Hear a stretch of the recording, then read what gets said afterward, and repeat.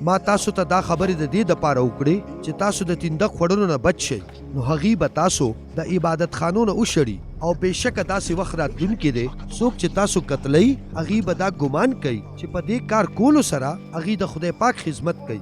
هغې به دا کارونه ځکه کوي چې هغې نه پلار پیژني او نه ما. خو ما دا خبرې تاسو ته ځکه وکړې چې کله دا کار پیښ شي نو تاسو ته به رایاد شي چې ما تاسو د دې په هکله خبر کړي وئ.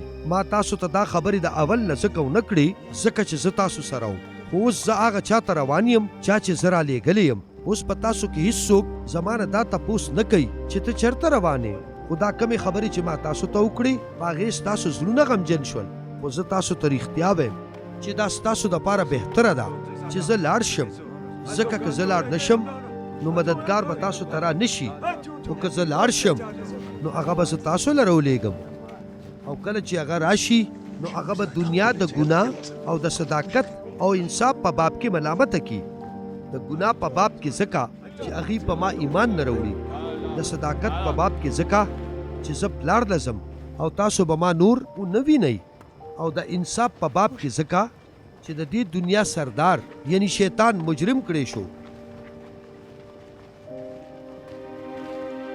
ما سره نورم ډېرې خبرې دي چې تاسو ته وکم، خو تاسو اوس دا نشئ برداشت کولی.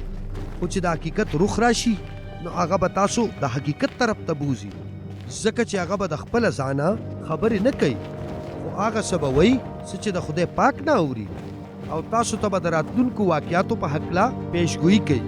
هغه به ما ته لویي راکړي، ځکه چې هغه به زما نه هغه څه حاصل کړي چې په ما کې دي، او تاسو ته به یې ووایي څه چې د پلار دي هغه زما دي.